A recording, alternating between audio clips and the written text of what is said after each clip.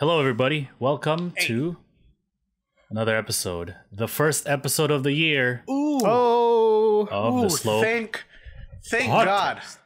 Hello, everybody. Thank God. We survived another year. Yeah. This is a podcast about Sakamichi series idols. Nogizaka46, Kakuzuke46, Kanji and Hiragana. And of course, Yoshimotozaka46. It is a new year, new me.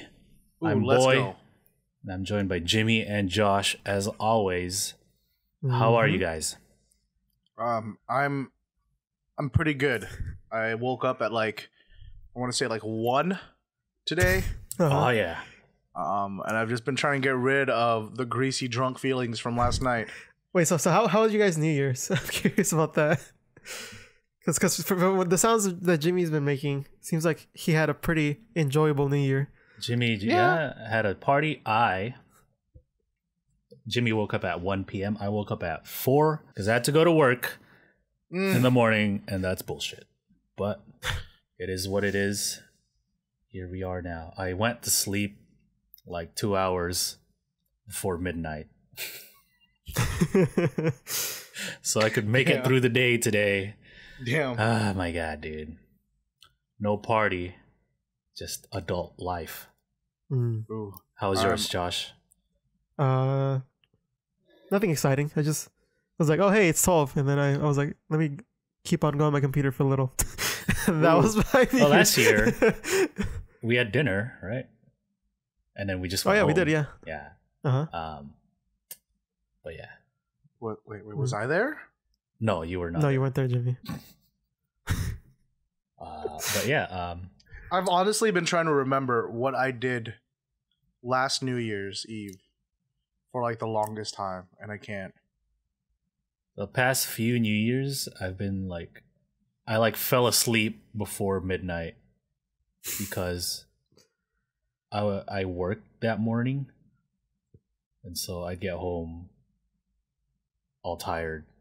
I'll go have dinner with somebody, and then I'm struggling at 10:30. Just please let me get through this day.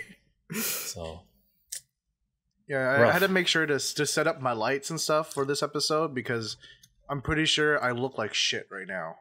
So I needed to be just wash me out, make me look flattering.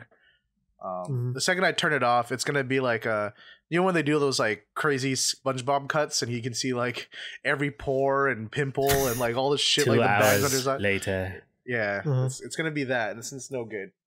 But Yeah, just spent today catching up on some of the music shows. I didn't get to watch them last night or yesterday.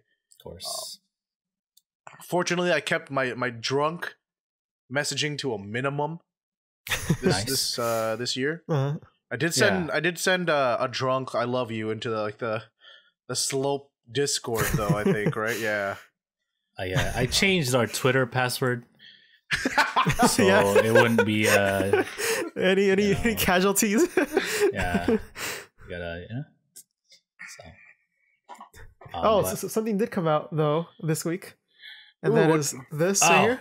We got the keychain book. The Key-chan photo book. I've taken a glimpse of this. I like the little photo card I got. I think I like this photo card. It's her, yay. Nice. It's a cute little keychain, yeah. I like it. It's nice. That's the best keychain. And then they do this cool thing where half of it is black borders. But then some of it is, let me see if there's an example. But then some of it's white borders. So during the day it's white and then during the night it's black. So I haven't seen that much in photo books. Interesting. Okay. That's new. I do like how they do it at the end. It makes it look very sleek and all in one page. That looks nice actually. Some money went into that. Yeah. So they actually did some time. It's some okay paper. It's not the best paper, but it's not cheap. Cool. See, because usually I get mad about borders and stuff because to me it just feels lazy, right? It feels like they're too being too cheap and stingy to just print out the full page. But if you're gonna, there's a lot of that in the Inoue book. It's yikes, dude. But if you're gonna do it, I mean, I prefer you not. But if you're gonna have borders and things like that, try to do something with it. You know what I mean? I think it's a little bit bigger than Sayuri's, because Sayuri's is really small. Like it's one of the smaller photo books that I have. It's like down there. It's like the same size as whose photo book? As Nishino Nanase's first photo book, which is already small. This one is like like just a small photo book, not shashinshu, right? Yeah, photo book, yeah, photo book. And then this one's like that does look small. This one's like the average photo book small size. Inoue's is like smaller than this average smaller one. So it's like the average small one. If this is like small, medium, and then like large, like if you guys can see over here, this is large, this is medium, and this is small. It's like right here. Inoue's like down here, super small. It's on the smaller side. Okay. I'm gonna say this, like, I don't know. I'm probably gonna get some heat for this one, but I just don't particularly find Inoue very attractive. Get off my show. I think she's like pretty. I don't know what it is. I feel like she's like one of those. She has that look that I'm like, oh yeah, that's the homegirl right there. You know what I mean? Like I'm not interested in any of the lewds that she would have. You know what I mean? If you put it that way, yeah. I can see what I think she's cute. Not lewd. Yeah. I'm not trying to get photo books of her is what I'm trying to get at. You know what I mean? Right.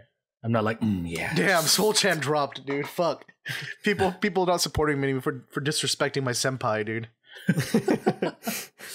But no, I just like I see what you mean though. Yeah. I think she's pretty. I just don't find her attractive.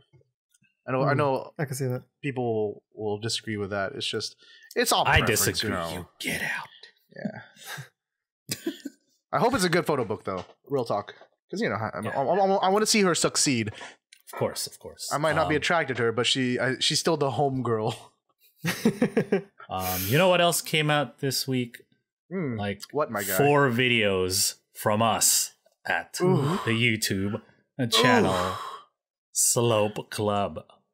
The hustle was real, dude. Also, we up to 500 subs, boys. Oh, there we go. Did we really hit 500? Yep, we hit 500 today. Cheers! Yeah, good job, guys. Good job. The start of the brand new year, we have 500 subscribers. Thanks to all of you who subscribed. Thank you, and are everybody. keeping in touch with us, always commenting, always tuning into the live show, and always watching. So of course we released last week's video, right? Like the podcast, and then we had the award show, but we also put out an interview with alt idol metal screaming idols group Broken by the Scream. If you're interested in that kind of stuff, want to dabble into the alt idol stuff, definitely go check that out. Yeah, they have an interesting dynamic where two of them are like the more cutesy ones, and then one screams does the growls, but it's really, really low. Like it sounds like dude, it's inhumane how low her voice gets. I'm like, yeah, she's okay. Physically, I think she's the most attractive one out of them, but her voice is disgusting. Like not in a bad way. It works for the sound, but it's like metal. She does all the stuff. Yeah, but even low. Like if you think that was low, like she does it super low. Like which is pretty impressive, right? I think it's it's super impressive. The like those kind of voices take a lot of practice. You can't just like scream without any. There's still like voice like control that needs that you need to develop. So that's pretty cool. And then in contrast, they have like the higher side where she goes like super high, and so does the screaming. So it's like a nice little balance they have between there. So if you want to check them out, you guys can go ahead. We released an interview with them. Yeah, and it has English subtitles, so you guys can follow along. Yeah, she also became my favorite member because while I was translating it, she was the one who enunciated the clearest. So now I was like, oh, thank God, you understand the struggle I go through. But we also released our top 5 Sakamichi series songs of 2018, which I'm sure would be of interest to you guys.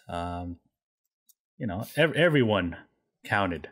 Nogizaka, Kanji Keyakizaka, Hiragana, Even Yoshimotozaka. Damn. So yeah, I saw a lot of comments. You guys posting your top 5 favorites, and you know, thank you for that. Some cool lists. Some were the same as ours. Kind of, you know, they had the same songs that we chose too. So pretty cool, man.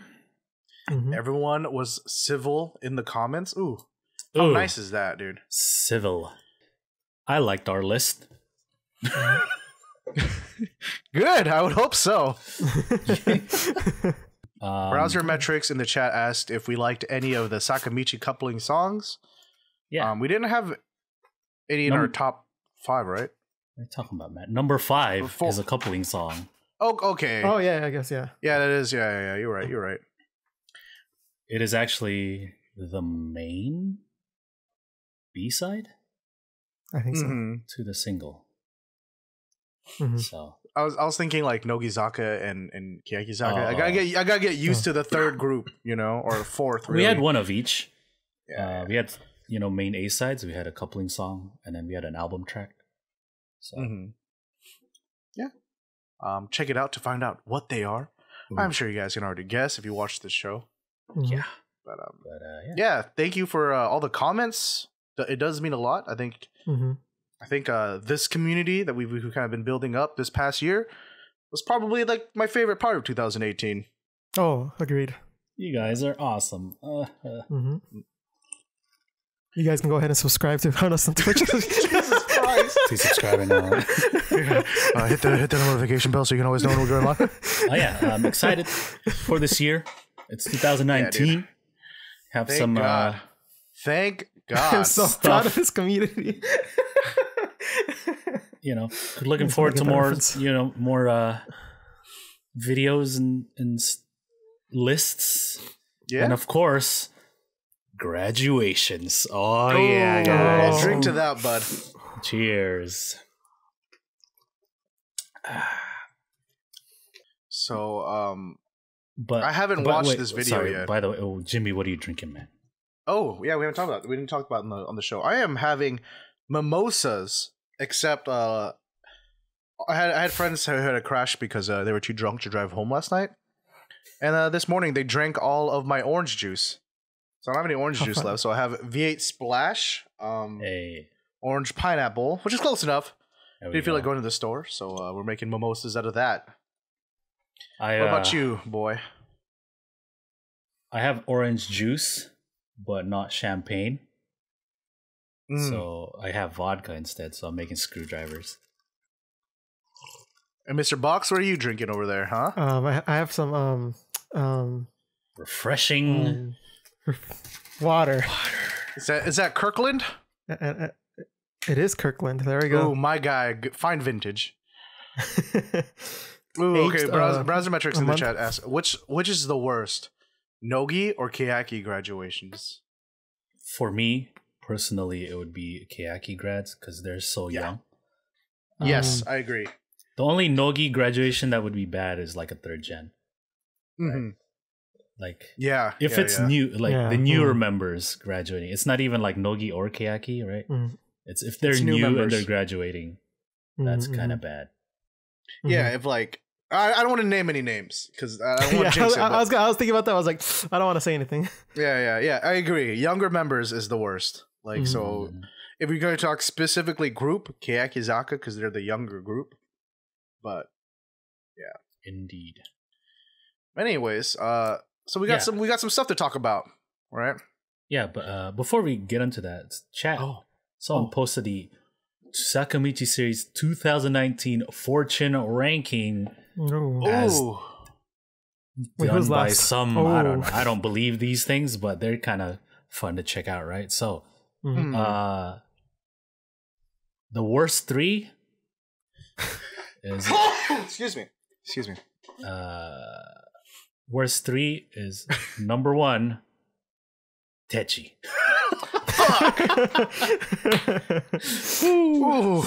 Ooh, I don't believe this, but you're onto something here. And then number 2 is Matsumura Sayuri.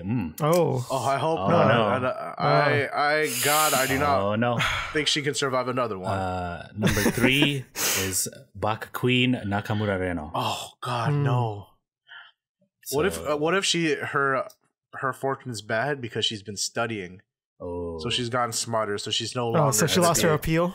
She's no longer gonna be the Baka Queen, dude. She doesn't have her appeal anymore. from number the best 3. From number 3, we got Suzumoto Miyu. Oh, Ooh. Good job, Mon. It was already kind of looking up from the last the tail end of 2018. But number 2, Sasaki Mirei. And she's already in something, which we'll talk about later. Already looking good for Me Bread. Number 1, Sato Kaede. ooh, that Dan-chan. Dan-chan. Let's go. All right, that's looking good. Here's this picture of the magazine here. Got like Sugai and Oranana rounding out the top 5 there. And then We even have new members there. They have their own category. yeah. Who else is on the worst ranking here? 72. 70. Where's 71? I guess they didn't even name them. They didn't Damn. picture them. Like, so bad. That must be bad, dude. Oh, no. Kubo Shiori. Where's- Something Ka. Oh, that's Manamu. Christy is 69. Oh, Mayan is And I'll leave it at 16. that. Let's go. Risa is 15. 12. Okay, I'm cool with that too. We're in the top half, boys. Come on, where's Manatsu is 14. I mean, Let's go. I mean, of course. Come on, where's Habu, please, God? For the love of God, I can't do this again. are we starting out the year already? Like It's this? okay. I'm sure she'll be fine. She's like in the middle or something, I bet you. Yeah. Oh, yeah, okay. yeah. See, basic in the middle. But yeah, thank you, chat, for sharing that one. But let's get into the current events. Yoshimotozaka released another music video. This is the one we were actually waiting for. For Bitter and Sweet. It's the other group who are This older is their in age. You know, if Red was like this Dan Senbats, this is I don't know, mature group, I think guess. This would be like Sticky or something like that, right? Or Yeah, so the song is called Itadaite Mirukai. What'd you guys think of the song? it's actually very listenable. Mm. You know, like much more so than I thought it would be. Like It's kind of, it was like kind of catchy, right? The Yeah. hoo parts. You know, I normally hate when people say this about any J-pop song where it's like, yeah, it sounds like it'd be an opening for an anime. But that's kind of how the vibes I got for this dude. Like, I don't know, it feels like it could be like the That's opening kind of weird, for like, right? Like, why is any song viewed so negatively? yeah. But the thing is, like, an Annie song, I guess what people think of it, what an Annie song is, there's just like a certain sound to it, I guess. But like, that's just the term for any song that's used in That's an on anime, right? Yeah. So like, there's all kinds of songs. Like, Yeah. so Yeah, dude, you could have Kanabun Silhouette. see, That's Annie's song. that's Annie song. That one Nogizaka song. But yeah, that was it's enjoyable enough for me. Yeah, dude. Yeah. I don't know. It's really fun. That's like the simplest way I can put it. I feel it's like kind of it's what it gets the crowd going. I think yeah, that's the yeah. kind of see that. vibe they. I think this is what I was expecting from Yoshimotozaka46. You know what I mean?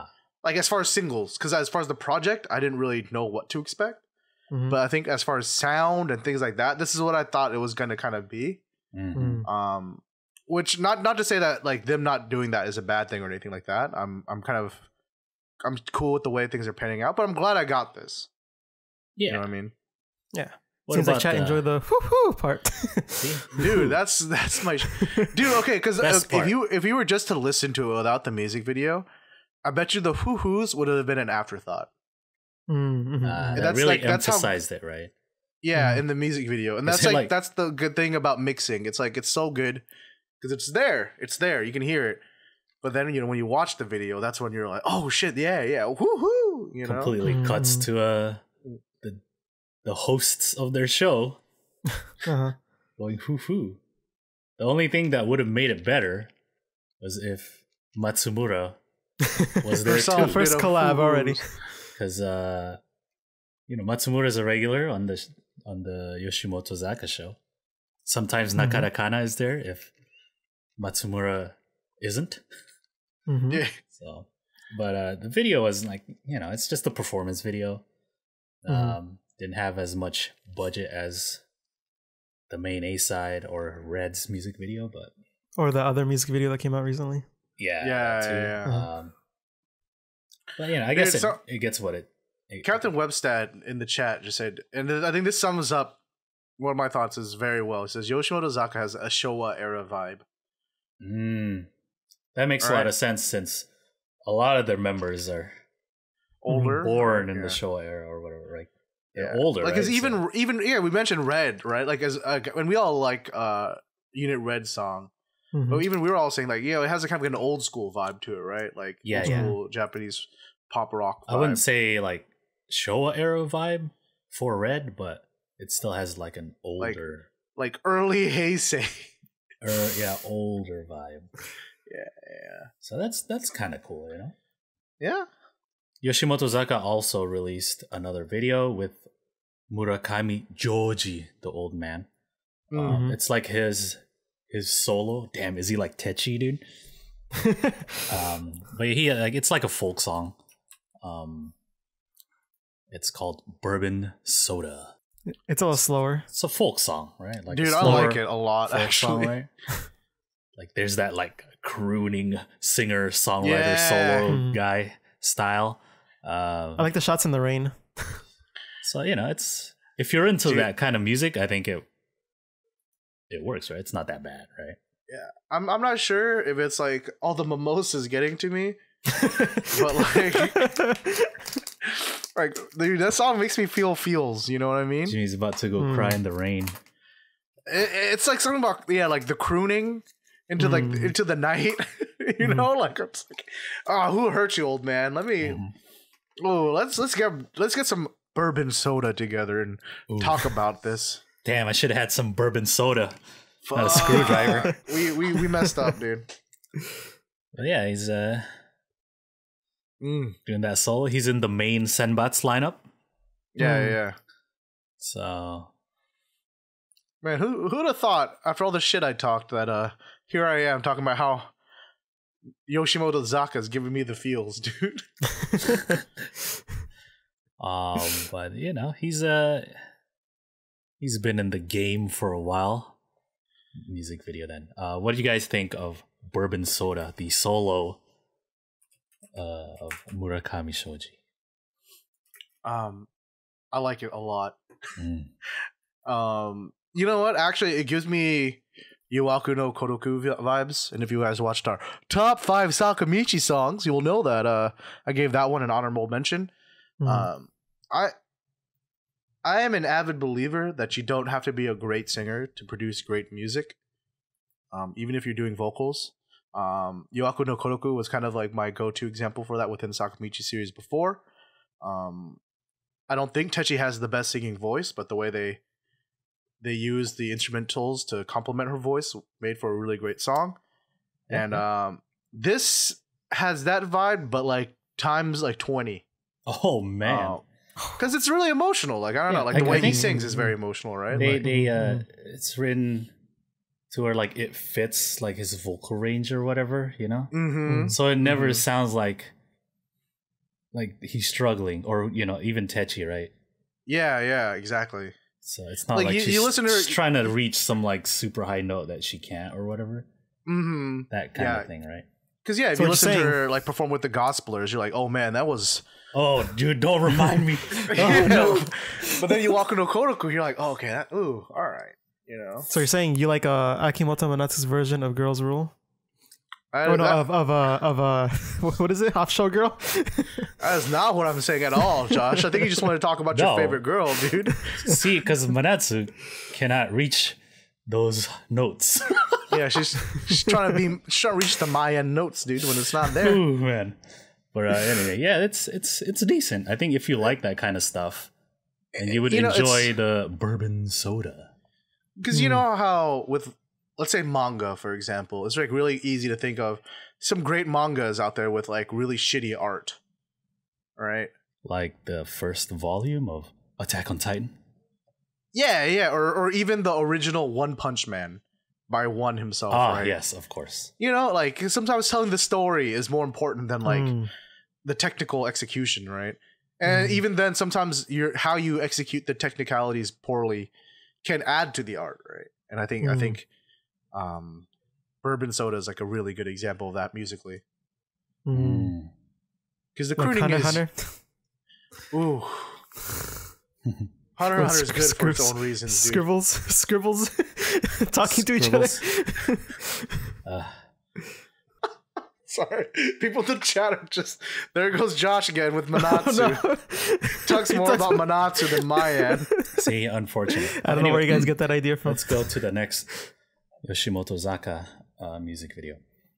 Yeah, so Yoshimotozaka released the 5th, right? Yeah. 3, 4. Video for the Fourth? The variety unit, Pop Monster. This is the 3rd unit that we were kind of excited for, right? We wanted to. Pop Monster sounds like a Carrie Pami Pami song. Yeah. Yeah, it does.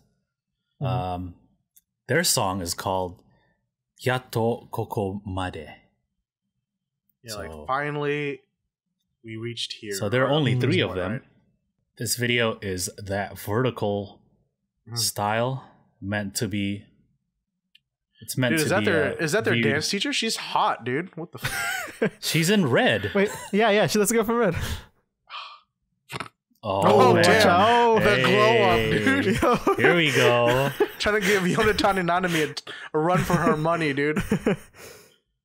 I started liking a lot of vertical videos that's like meant to be viewed on your phone because they do a lot of creative things. I think Lyrical School had like my favorite one so far. Oh yeah.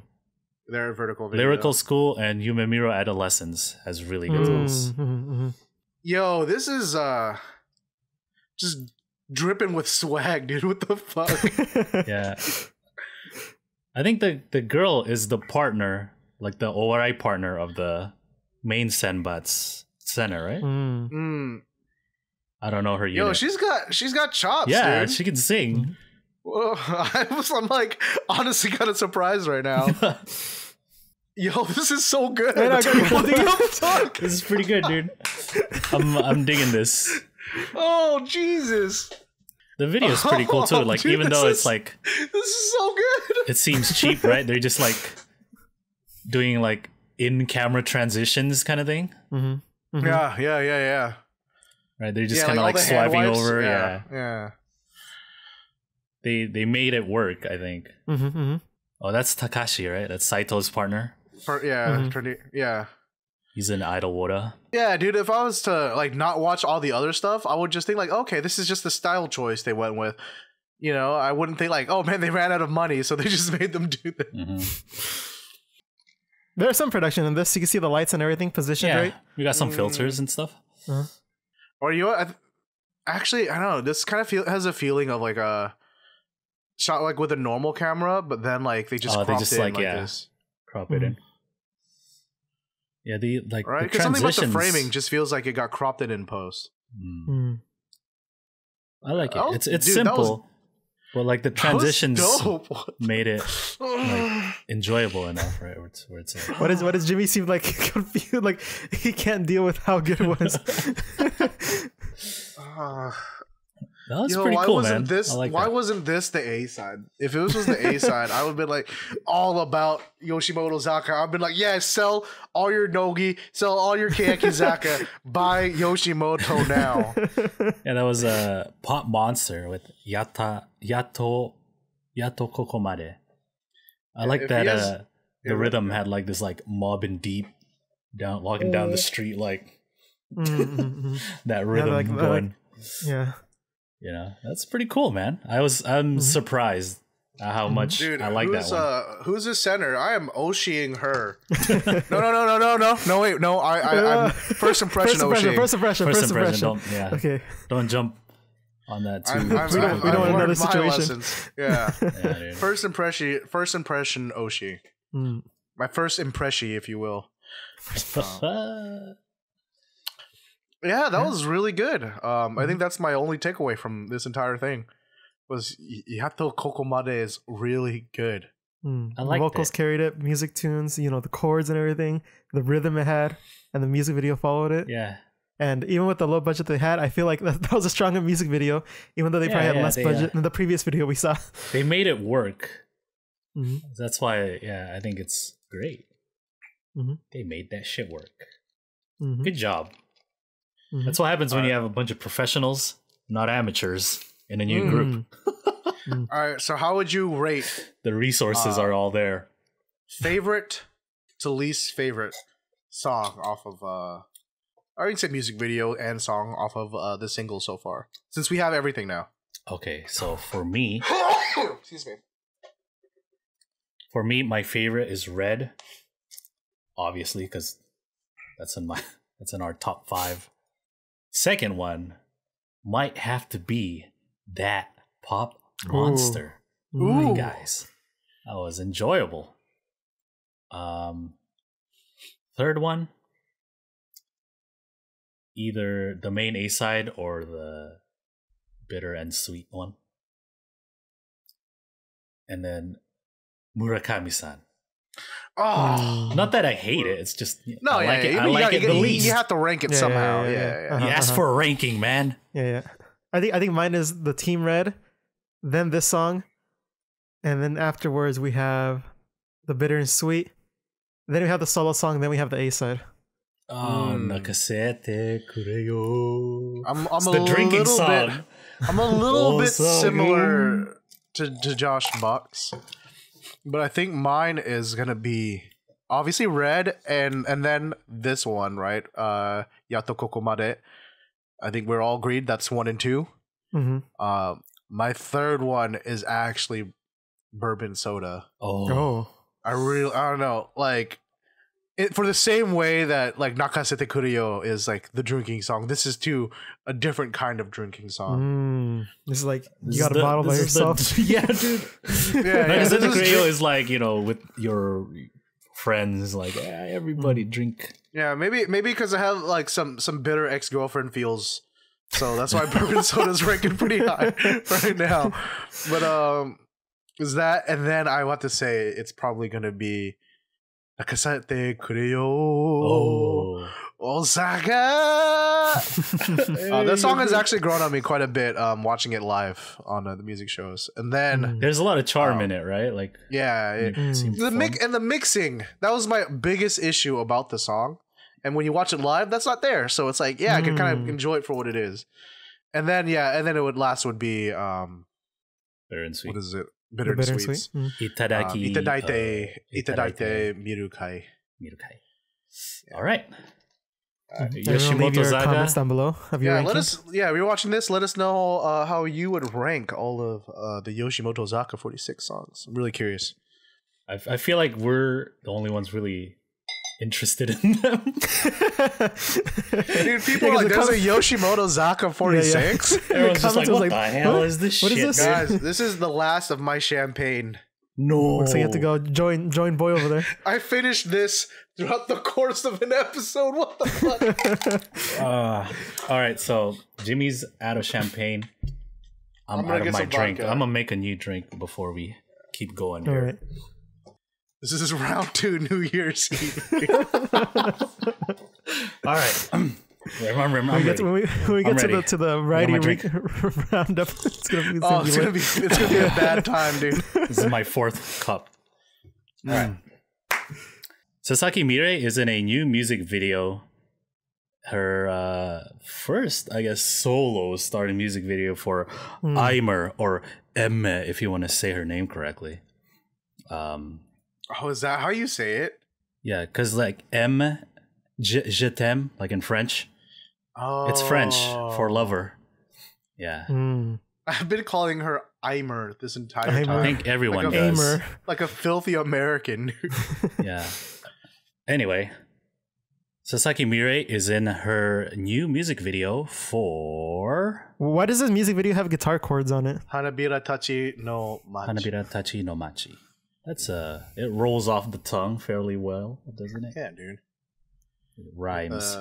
Marches flower petals, right? Right. So there's a picture of her with Sotsugyo Omedetou on the blackboard. Oh no! Oh This is no! supposed to Jimmy, be what did you do? school. This is supposed to be school Sotsugyo, okay? This is different. Dude, like when I first saw the tweet from Kiyakizaka, Did you get all I was like, freaked out, wait, dude? what the hell? It's pretty nice, you know. It's like it takes place at a school, and you know, she likes this dude, and it's like a group of friends in high school, stuff like that. You know, pretty standard, I think. I do like that they give you the chords for the I song. know. Yeah, I was just saying That that. is interesting, right? You can play along. Yeah. F sharp. Ooh, look at that. There's a lot of Sasaki Mirei because she's starring main in it, character, obviously, yeah. But, Dude, I have trouble watching this in the sense that like it's like the kind of video that makes you like fall in love. And then you're like, I don't have anyone to fall in love with, dude. it tells a And then story, you look- right? And then you Jimmy, look up that's and you see story Matsui of my Jirina life. poster up on your wall. You're like, oh, I guess I'm in love with Jirina. Yeah. It's a really nice song. It's like the music video is super quaint. The song itself, it just has a lot of like nostalgia feels, right? And then when you talk about flower petals in Japan, has like kind of that like coming of age sort of connotation because springtime is usually like the graduation period and things like that, you know? And it kind of reflects that in the music video because she like leaves. She's like on a bus. It's like she's like leaving her past self, kind of thing, like, right? Yeah. She like looks Leaving out the her old- window and she sees herself or something, and she's like, later. Deuces. But yeah, good for you, me bread. Yeah, dude. Get that solo work. Let me See in Let me see on you the succeed. what's that fortune telling thing we looked at earlier. She was number 2. Look at that. Already featured in a music video. Already starting off strong. Right? That's, a very good start. Yeah, but that was Sasaki Mirei in a new music video. Pretty cool. Good for her. Next up, Mouse Computer did a kind of a nice thing for Nishino. Of course, Nishino Nanase is pretty much done with Nogizaka until February's 8th year birthday live. Right? birthday live. Yeah. That's when her concert is, graduation concert. And so, Mouse Computer, which Nogizaka has been the image PR characters, whatever, for, did a little kind of farewell thing. Did they take off that video on the YouTube? Because they had it on the YouTube. It's not there anymore. Yeah, they had it on their official YouTube, but then they took it down for some reason. I don't know why. Where they're like, it doesn't relate to the brand anymore. Yeah. But I was Just us expecting geeking us out. I was expecting Mausu, and then instead it's this is like piano song, and I'm like, why you do this? I bet you it's like the same employee that convinced him to get Nogizaka. In the He just music edited video. himself. Nanase Yeah, was he's she or just- something? Yeah. He's just like, I gotta do this for her. And then the Mausu executives are like, what the fuck is this, man? What is this, what is this doing on our channel? Delete it right now. But yeah, it's pretty like touching. There's It's wholesome. behind the scenes stuff, and then Nishino-san eh? Nogizaka46 卒業おめでとうございます。これからもう応援してます。Onshite Mausu. Dude, like at the end when it's like Omedetou gozai mouse, I'm like cry and laugh at the same time because the pun's so stupid, but then it's all touching, so I'm all crying and shit. Yeah, look at her play with the mouse that they got on set, dude. What a brilliant pun at the end of the commercial.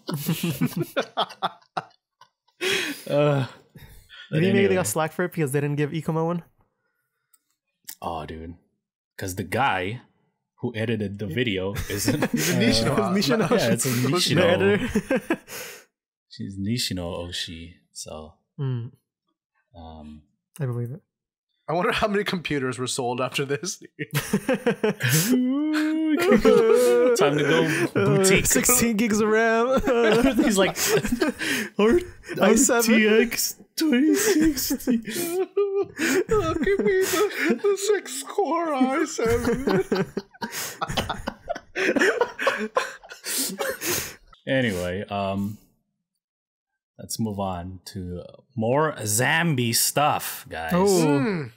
Zambi's so, back. Of course, the first plays, Team Red and Team Blue, that shit happened. Mm-hmm. And then there's the drama in the works, starring Saito Asuka. Hori Miona was also cast, and the Zambi. But they recently made an announcement that the plays will continue. There will be new cast, new teams. Keeping up the trend, each team has one member. I don't know. Nogizaka, Keyakizaka, and Hiragana Keyakizaka. I don't know if this is going to be like an addition or like a completely new thing. Because Team Red and Team Blue is 2 from each group, right? Yeah. But this time we have Team Black with Ito Riria, Ishimori Nijika, and Ushio Sarina.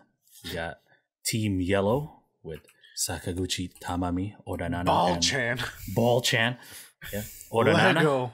And then Matsuda Konoka, an experienced stage actor there. And then Team Green with Iwamoto Renka, Watanabe Rika, and Sasaki Kumi, Josh's Oshi. Hey. What? So he was ready to get defensive, thinking it was about Manatsu. Like, whoa, what? Oh wait, no, yeah, you're right. Damn, dude. Okay. Sasaki Manatsu. Akimoto? What? I just Josh's Oshi and I thought you just it's triggered. What'd you say? Anyway, that play will start February 7th and it will go on to the 17th. So if you want to go see your favorites do zombie stuff. I wouldn't say it's my favorite, but I'm most curious about Team Green, dude. That's like Rentan and Pei being in the same room. That's probably why they had to get Kumi there to balance it out. Yeah, right? Yeah, but Kumi can be crazy too. I don't know. She might like vibe off of that Rentan Kusogaki energy and just be like, It's gonna be backstage crazy Kumi, backstage. not Captain Kumi. But then it's backstage Pei, so yeah, that might be the most backstage chaotic Pei's lit team too, yeah. So we'll see. The chosen ones, dude. But yeah, they already have a schedule going on. There will be 4 shows a day. That's pretty short. Look at that. So at noon, the first show of the day is at noon, and then the second show. Well, it's not like they're all go. So it's like alternate, right? So it'll be like the noon show and then the afternoon show. And then, okay, that's kind of weird, but okay. We'll see how that does. Didn't hear much from the initial Zambi stage plays, right? Yeah, all I saw on Twitter was that like, Kubo was good. That's pretty much it. And you know, like the members are like, I want to meet so and so again, or I had lunch with this Nogizaka member. All the pictures. Yeah, they took pictures together and stuff. There's been like behind the scenes pictures of like the drama that's coming out. But that's all that I've heard about it. They've been very hush hush on everything. You go to the they're Instagram. treating it like the Marvel Cinematic Universe, dude. Not telling us anything. Oh yeah, dude. There's no spoilers here. What if at the end of Zambi Project, it's like Pei just like, and then you gotta watch Zambi Project 2 to find out what happens. Zambi Project Endgame. Yeah, dude. Where they use the quantum realm and go back in time or whatever. Yeah, so that is Zambi stuff. Next on the current events, Nogizaka46 wins it again at the Nippon Record Taisho. Hey, cheers, my guy. Good job, guys. Cheers. Yeah, so if you didn't know already, Nogizaka46 was nominated for the Grand Prix Award, which is like Record of the Year or whatever, for the Nippon Record Taisho. Second year in a row. Yeah, so they were nominated caught up to the other group. Yeah. That means that's all they're going to win ever. That's it, the peak. Because if you look at like the previous winners, the most that someone has won is 3. Oh. Everyone won 2 and then someone else won. So like the other group won 2 years in a row, right? And then for their third, which was Koisuru Fortune Cookie, they were defeated by Exile. Ooh. So like if you look at the wiki, Exile right? Pride. So like Nogizaka, like 2 years in a row, right? Last year they won for Influencer, or 2017. 2018 they won Synchronicity. If you look at the other group, Flying Get and Manatsuno Sounds Good.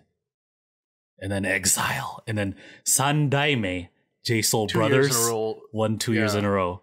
And then Nishino Kana was like, nah, trick. That's it. Well, that is the pattern, Exile dude. did win 3 years in a row before they beat the other group. Yes. So they have 4 total. Exile is like, you know, the only. But they're like a fucking army of golden gods. Just a bunch of beautiful men, dude. Yeah, so that's I mean, obviously it's going to depend on what Nogizaka46 puts out next year, obviously. But, I mean, I would love to see them get a third win in a row. That'd be great, because then, like, you can kind of say they have surpassed the other group. Yeah, dude, there was or they've achieved something the other group hasn't. Yeah, there was something spicy about them winning while they were seated next to the other group, dude. I'm, like, watching Jirina's face, I'm like... I mean, you know, like, I was kind of voting for Nogizaka. I'm sorry, I failed you. I'm sure it's like Kuyashi or whatever for the ones who did not win, but you know, I'm sure they're like pretty supportive and shit. Yeah, this is what fans do, right? Yeah, there wasn't any crying and stuff like that. There was just like, oh, good for you, you know. Except for Nogizaka, there was crying at Nogizaka, but you know, well, they won, but you know, Ogiyuki was like, "Yay, to Hori Viona," because she was like sitting like right next to her or something. Yeah, that's her homie. That's why they're good friends. So I'm looking for the clip when they win, so I can actually show it. Okay. Thanks to Kohaku, a couple of our Twitter accounts that we follow went down. Of course. Yeah, so it was nice. Nice present for Nishino Nanase, of course. Right? Yeah. That was our last, and so they won before she leaves. The hug though. I personally wasn't going for them. I was going for my boy Miura Daichi, but hey, you know, I like Nogizaka a lot myself, too. Dude. So they were good. They were great. So either way, you were happy. I guess I was happy either way. You know what I mean?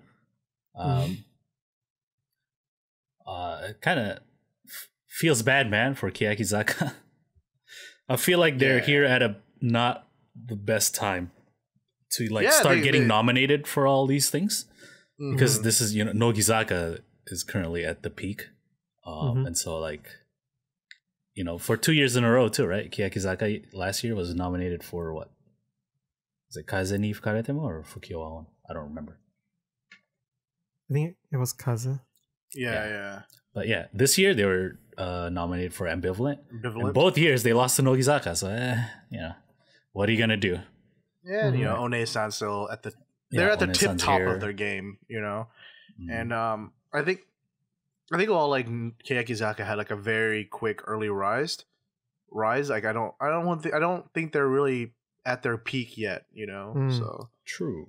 I think Nogizaka had to suffer this a little bit too, right?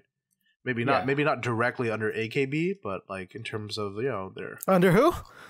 Under the other group. Whereas I think Kiyakizaka didn't go through any of that. Yeah. Because, you know, they're riding on the wave, kind of. I mean, they made a pretty big impact themselves, but it's because, you know, they have the name, right? 46. So it's just like, here, more elevated. There you go. So yeah, I guess they started off at a higher point compared to other groups. But also in the video, if you look at Shinichi, she's like bawling her eyes out like the most out of everyone. Yeah, right. Like she's in the background just like ugly crying. Am I in the shot? Oh god. Very nice. Congratulations, Nogizaka. Happy for them. You know, we'll talk about the performance in a little bit.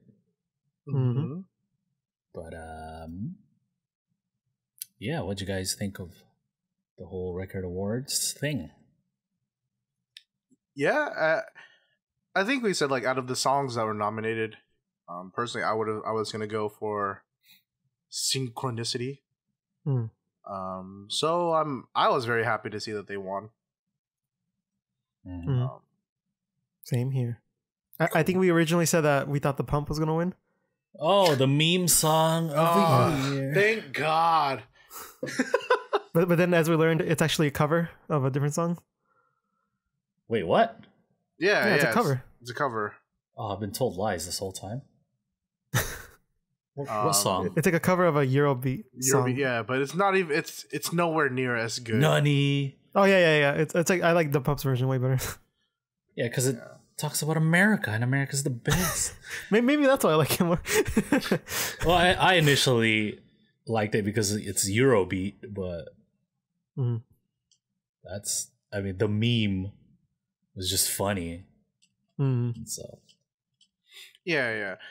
I don't know, man. I get tired of meme songs really quickly. Oh man, you know Japan is into that shit. Yeah, dude. I feel like that's like my biggest thing. Why I don't think I could ever live in Japan. Like I'm down to visit and go on trips and things like that, but God, I don't want to live in a country where they just meme a song until oblivion until you hate it. Yeah, you know, Japan, like every death hugs a song until it's not cool anymore. That's always how it's been, you know. Like I especially still with like love comedians. Yeah. They'll be like really prominent one year and then just like fall off the face of the earth. Yeah, but for the whole year, it's like they like just like rinse it dry like the whole time. Hold on, my fireworks stopped. Like I still love Wham's Last Christmas. You know? So I don't want to go to Japan and have that ruined for me. or Mariah Carey's All I Want for Christmas Is You, dude. I mean, that shit gets a lot of play here. But at least there's a little bit more variety in Christmas songs here. Yeah. At least you're not walking around hearing it every day. Yeah. It was, you know, we play other Christmas songs too. You know, it's just that one's guaranteed to be on every playlist. True. But yeah, that's record Taisho. That's Nogizaka. Maybe Kiyaki will win next year. Yeah, dude, I'm honestly hoping for some good Kiyakizaka singles this next year. Yeah, because they did great the first couple singles. Yeah. So I'm sure they could do it again. I think not saying that the other ones are bad. I think Ambivalent was the only I don't want to say miss for me. It was just the only one that didn't really resonate with me. But especially watching on like with the year-end performances this year, it definitely grew on me quite a bit. Yes, we had a number of them, you know. So Japan really jams those songs down your throats during all these awards with, it's like, you know, record Taisho, Kohaku, and CDTV. Yeah, so let's talk about some of the year-end performances. Of course, we have stuff like Music Station Super Live and FNS Kaiosai and stuff like that around Christmas time. But getting closer to New Year's, there's a lot more. So, of course, Record Taisho. And then we have Kohaku, of course, that's kind of the biggest show of the year in Japan as far as music goes. And then, like, immediately following Kohaku is the CDTV premiere live that's like, that like rings in the new year. So, first we had a record award, Record Taisho. In which Nogizaka won, of course. But, of course, the Grand Prix nominees, they all perform. Nogizaka also performed Influencer because they won last year. And it was good, you know. I really enjoyed the Influencer that they did. But yeah, Keyakizaka was nominated for Ambivalent, and they performed Ambivalent. And since Hirate is injured, and they've been rotating centers anyway, Ambivalent was centered by Kobayashi Yui. Finally, they gave it to her. Yeah, Yui Pon, you know, if you like read her blogs and stuff, she's like really driven to be like, let me do this, let me handle this shit, boys. And you can see that in her performance. It was like pretty intense. Yeah. What did you guys enjoy? Pon Center Ambivalent. What did you guys think? As far as the Pone Center, I really liked it. I think, yeah, it was just like you said. Like she went, you can tell she went ham for this, right? She's like, this is my golden opportunity. I'm not gonna let it just slip by, you know. But as far as it being on Record Taisho, you know, the whole point for me, Record Taisho, is like they got this big live band playing in the back, so I kind of want to see like what they kind of do with the arrangement of the song. And I felt like it was very standard fare Ambivalent, except for like the guitar solo. Right, during that instrumental part. Record Taisho, like the band didn't actually play it. Yeah, they were just like they're sitting down. Just the backing track. I mean, it's just cool to see other Ambivalent versions because they change it. Yeah.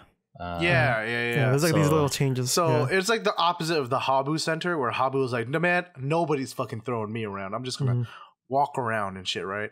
But then Pon's like, "Oh, I'm getting flipped around and bumping into her and getting thrown by just her, kind and of pushed by showing her." off her, I guess, physicality, right? She's doing all these. It was a little closer to Techi's like original one, I think.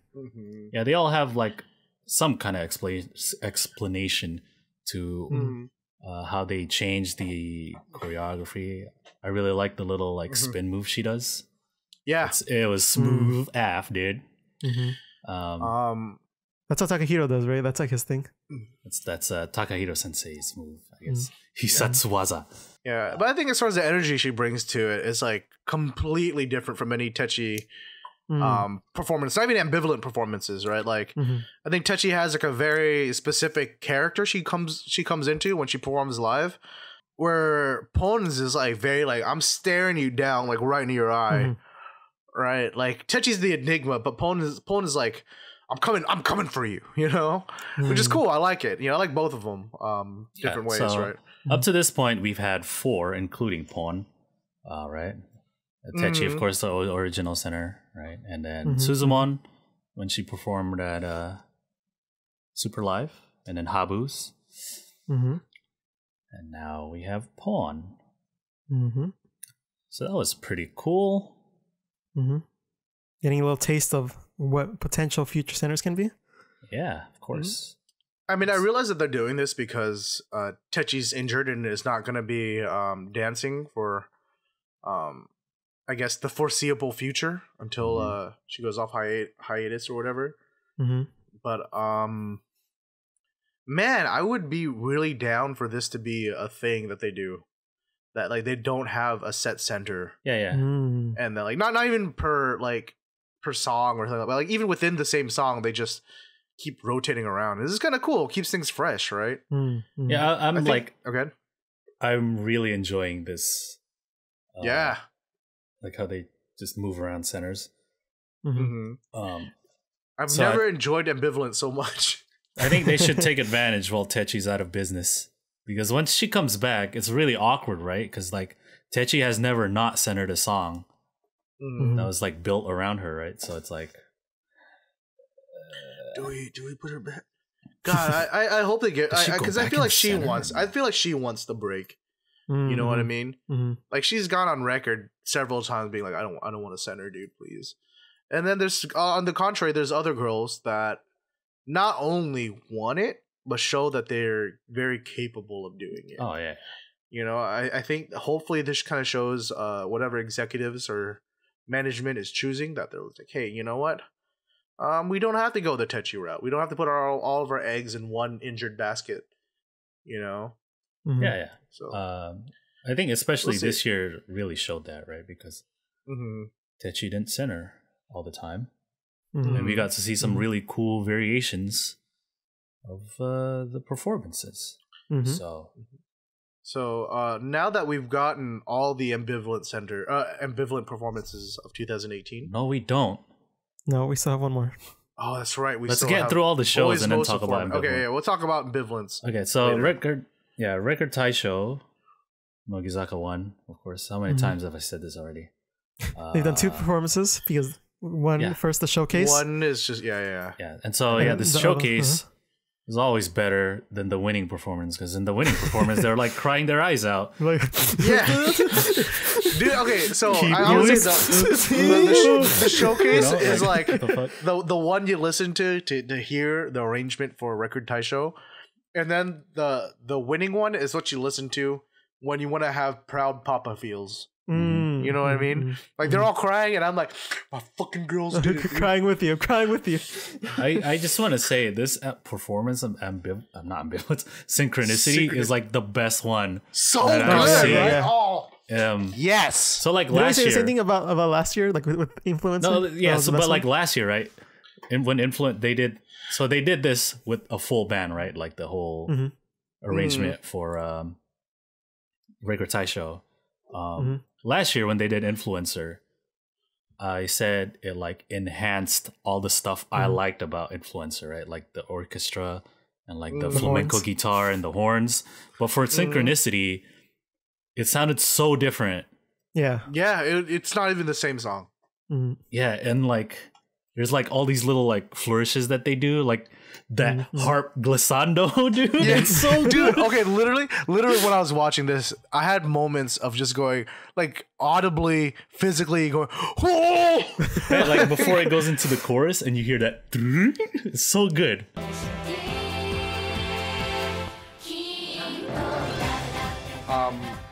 It's like, okay, the last or not the last, but like the second to last chorus when it goes into like the broken down version, and you just hear the strings come. I'm like, I literally had like, let's go. Yeah, so like if you watch our top 5 Sakamichi videos, we talked a lot about how like the strings in the orchestra is like very like Nogizaka, right? And so like in these sections where the strings are really prominent, that like really comes out. Like that's why I like it so much. This is like a really corny thing to compare it to, but it reminds me of the orchestral version of Simple and Clean from Kingdom Hearts. Because there's these like staccato moments that come in that are so epic. I love it. Yeah. Like it's just like in the bridge part, like, right? Or like not the bridge, but like when they all come together and they like turn around. I don't know, like that's kind of what like I know it's not a requirement or anything, but that's kind of what I look forward to from Record Taisho, you know, where it's like, okay, you got this like live band, let's see what you do with it, you know. You even get some influencer bongos hit in there during the verses and stuff like that, right? But then I think the strings really the harp like and then the strings, like, oh, it takes it to the next level, you know? Yeah, like it made Synchronicity sound really, really good, like more than how I liked it before, you know? Yeah. And then I really think a lot of Nogizaka's main A-sides, right, whereas this sound should be performed with a full orchestra. And let me just say, like, I know I always talk about that stupid guitar line and how much I hate it, but the issue with the guitar line isn't the guitar line itself, as corny as it is. The issue is how prominent it is in the final mixing on the album version, right? When you listen to it, it just blasts your ear, and that's, like, to me, all I can hear. I feel like the way they did it on record Taisho was so good. Like, it was what it was supposed to be. It was supposed to be just, like, be there as this embellishment and to kind of, like, be the icing on the cake that is Nogizaka, you know? Yeah. And even from the start, when they started with that line, I was like, okay, I know this is going to be good because it's already blending in well. It's doing its job as it's supposed to. It didn't sound as bad as we make fun of it for. Also, their dresses, great. Like when they would take it and, like, throw it up in the air, it like I don't know, it just looked really good compared to when the other times when they did it. Like, it was very, like, elegant, you know? And then the return to barefoot Nogizaka. Oh, dude. There we go. Yes, so good. Jimmy, show us your hands again. Oh yeah, dude. This is what Shirashima's feet look like now, dude. No, but it works for the song, though. You know, the aesthetic is, I don't know, it makes me think of, like, modern dance and, like, things like that. You know, that's performed barefoot, and it just, I don't know, it just has this, like, very natural, like, nature-y feel to it, right? Even though they're performing on a stage full of, like, LED lights and stuff like that. Like, I don't know.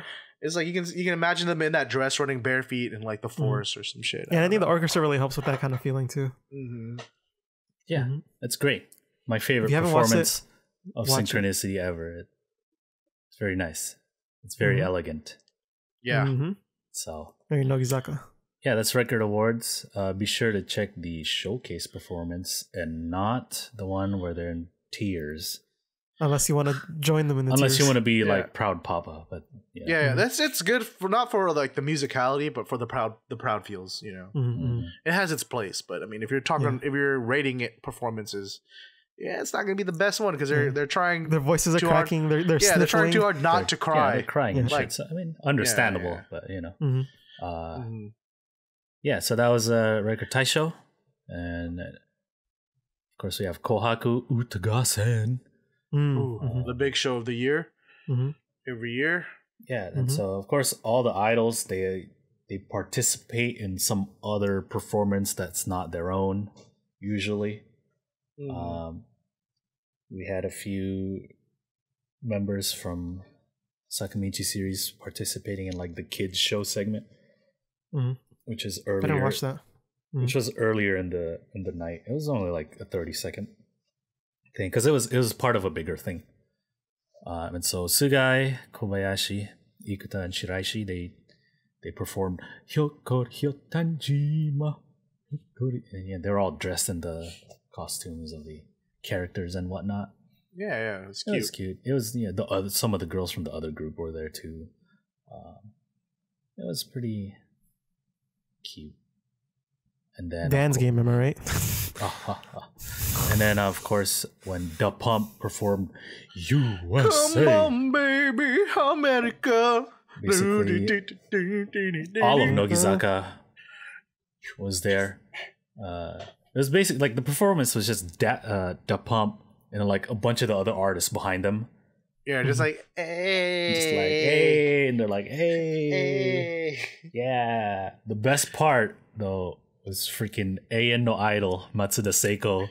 She was, like, getting down. She was like, hey. Yeah, dude. It's like, fuck. Matsuda Seiko really likes this song. Look at her. She's getting down. Like, Matsuda Seiko is the prototypical, like, Japanese idol. For anyone who's watching this and don't know. She is the OG, dude. Like from, like, the 70s, right? I would say 70s, 80s. 70s, 80s, yeah. Aitakute. But Aitakute. yeah. 80s, sorry. So yeah, that was pretty fun. And of course, the actual performances from the groups. Nogizaka46 did Garasu Oware. Thank God I wanted this because I thought Garasu Oware had a lot more impact compared to Ambivalent. And I was right, dude. Did you guys watch this performance? Holy shit. Dude, this performance was so sick. They were freaking going off on that stage, dude. The stage was like bare, right? Like it was pretty nothing on stage. There was only lights. And so Pon centered this again, Kobayashi Yui. And I thought they made the right choice because Pon was killing it out there, dude.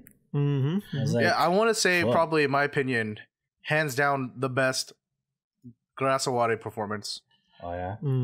I'd say it's up there. I still feel like Yui-chan's was really strong when they did like the whole choreography of them together. Yeah, I still like Yui-chan's version, but this one was really good too. I feel like the way they use the stage, like and then the other dancers made it like really strong for me. I see that. But yeah, I think the way they used the stage was like how they should have used the stage, right? Because like they're just like running and shit. Like in the music video, you know, they cover a lot of ground. Yeah. And so like to see that kind of performed is pretty cool. Also, this is only first gen kanji. They're like, yeah, just us boys. 16 members, you know. That's not a lot at all. Holy shit. But, yeah. This is probably gonna be the last time it's just them, right? Like the people that started the group. Yeah, that's probably why they like really wanted to do this, right? Yeah, dude. Like, oh man, the part when the background dancers all come in and they all like everyone surrounds Pon and you can hear like screaming. Oh yeah. Oh, dude, that gets me amped, dude. Like I want to go into battle. You know what I mean? That was pretty good, man. Yeah, and then everyone runs to the back part of the stage, and Pon's like alone in the front. Solo. Yeah, she had like a nice like solo moment. It was pretty good, man. Like just imagine if it was Yui-chan's instead. Pepe hands. You just want Imaizumi, you lewd boy. I feel like I think with this. Go ahead. No, I think like more than a Yui-chan's version, a solo centered version would have had more impact for Kohaku at least. Because then it's like, yo, that's not Hirate at all. Like, what the fuck? Yeah, doesn't it feel like a stopgap, right? Yeah. Like, dude, it was really, really cool. I super love the performance. I don't know, man. Like, I think, I hope someone in management is watching these performances and not necessarily make Pon Techi Part 2. But, you know, it's just like, dude, other girls are willing to step up and they can, you know? Yeah, I'm quite sure they know because then this was authorized. Yeah. Well, I mean, I hope that, like, once Techi is, like, recovered and stuff, that's all right, guys, well, back to business as usual. All right, Techi, you get in the front, you know? All right. Like, still in the cast, all right.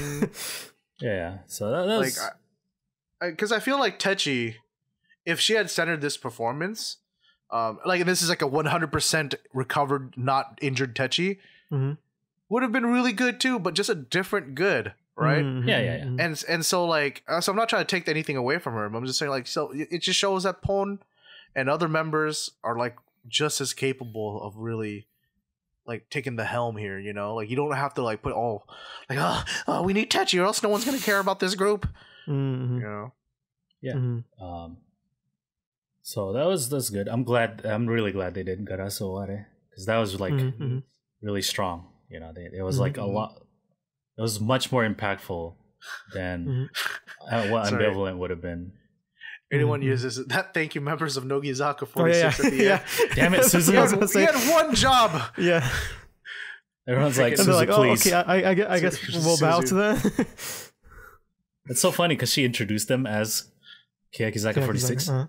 She said the name multiple times in the beginning. Yeah, I think she was just so hyped in the moment, you know. Oh yeah, she was like, "Dude, that performance is so good." Also, like, thanks Nogizaka. Oh, you know, every year they get like the popular actress of the year to host Kohaku. So like they have no prior experience of doing these. Yeah. She's just the big actress, right? Not the announcer or anything like that. So yeah, Karasoware, dope. And then Nogizaka, of course. We had another big performance. Kaerimichi, of course, for Nishino. Nanase's last performance ever. Well, except for like until she officially graduates. Yeah, until Birthday Live, right? Yeah. You know, this is pretty touching, right? They had a message or letter from her parents and stuff. Went down to Osaka to talk to her mom and dad. And then at the end of the little message thing, they're like, yeah, Banana Man went down there to talk to your parents. They were like, what? Oh, shit. It was I like all how the whole wholesome time. Yeah. I like the whole time how like Nishino was like, "Oh, my parents. Oh, okay, thank you. Oh, my mom. Oh, okay. Oh, my dad. Oh, okay, thank you." Banana went to them. Oh, Banana Man. What? Yeah, and so you know, all of Nogizaka was there except for barring 4th gen, right? 4th gen Nogizaka isn't as integrated as 2nd gen Kanji Keyakizaka yet, but Kanji kind of needs 2nd gen. We're still rehearsing and things like that. You know, we haven't really. Oh, god damn it! But yeah, it was a really nice performance. Their dresses were freaking. Awesome. I love the dresses. Like layered, right? Yeah. Oh my god. Like all the embroidery of the flowers and like the little N46 like. It's like a long rod, like metal rod that like they just like twist it around and stuff. So good. I think like the designer like tweeted out a picture or something like that. Yeah. It was really good. I mean, Kairimichi's probably my favorite Nogizaka song, idol song. Period. Like this year or in 2018. So it was very. I think very this is just, you know, for me, this is kind of like. I don't know. Like I just wanted to like let the moment just like really like just stick in my memory, you know. Like so, I don't know. I mean, I was never like a Nanase Oshi or anything like that. But it's just one of those things. You know, when a girl's leaving, you kind of really start to appreciate what she did for the group and what she was in the group and stuff like that. You know, like to me, is a lot more impactful because I really like the song. You know, like Sayonara no Imi was okay, I guess, to me. So like their performance wasn't as impactful as this one, even though you know I like Nanamin. Yeah, that's true. Yeah, Sayonara no Imi, while it was like a nice performance, it wasn't as impactful to me as this one. Even though neither girl was my Oshimen. So yeah, you know, Banana Man showed up. They usually do the second channel, the Ura channel, which is like the commentary. They got so hyped, dude. Yeah, which was the commentary channel, but they didn't do it for this or 2018 Kohaku, right? And it was Sandwich Man, actually. But yeah, Banana Man showed up in the middle of the performance. And they were like trying to get the members' attention and stuff. It was really cute, man. And then like at the very end, when they finished their performance, you know, Uchimura, who's hosting, he was like, "Hey, look, Banana Man showed up," and they're like, "Holy shit, dude!" Like their surprise face, dude, so cute, dude. It's like they didn't expect it at all, right? It's like. What a nice surprise, I guess. They're like, Oni-chan is here. I'm not sure if it's because of the lack of sleep or the copious amounts of alcohol, but I'm getting emotional right now. More alcohol, man. I'm done with this. I'm done with this cup, dude.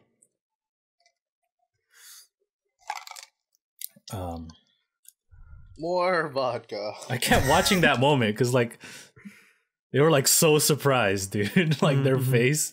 Yeah, they're like, oh, what? They're like, holy shit. You know, it was so good. I don't know, something about Shitara like Nogizaka Psycho not the yo. I'm like, ooh. Yeah. Was good stuff, man. Kohaku. I feel like this year's Kohaku was a lot more enjoyable than previous years. There's a lot of sword fighting this year. Dude, you know, the Enka. Yeah, dude. Enka singers are like freaking last bosses of games and shit. Like they're like elaborate stage props. It's like holy shit, dude. I think it was either last year or 2 years ago. One of the Enka singers like becomes the fucking like 8-armed Buddha and shit. Like, oh yeah. I think that was last year. She just like floats up on the stage and this giant. They're like, what is happening right now? It's good, dude. Yeah, the Enka singers go extra, dude. They get pretty intense with those performances, but yeah, there's some details of the outfit here. Very, very nice. It's all red and white, of course, because you know Kohaku. Yeah. But yeah, my favorite detail is the lettering. Very nice. So that's Kohaku. All right, we still got one more music show.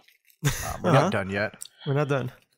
That is CDTV. Once again, this time it's not the Christmas show. It's the end of the year, New Year's countdown show, this right? Is like a 5-hour, 6-hour show. Goes on right before midnight, all the way till the morning. I didn't actually watch all of this one yet because I woke up at like 1 p.m. today, California time. Same here. I only watched Sakamichi series and I only watched the idols, pretty much. Yeah. And so, of course, Kiyaki coming back again with Ambivalent. Ooh, here we go. This is why Boy got very mad at me when I said we did all in the ambivalence already.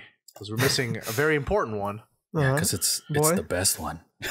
Why is it the best one, Boy? No, Risa centered Ambivalent. And I know a lot of people were waiting like, yo, since they're doing this shit already, can we get Risa Center? And so like I saw the tweet, right? Like that Kiyakizaka made. And like the formation that they were sitting, or like they took the picture. I was like, wait a minute, Risa's in the center. What does this mean? And it means she was center. That's what it meant. And it was glorious, my guys. It was not as like intense or as pons or mons, but it had its own personality of being unique. Yeah, I'll talk about how I feel about it when we rank all of them.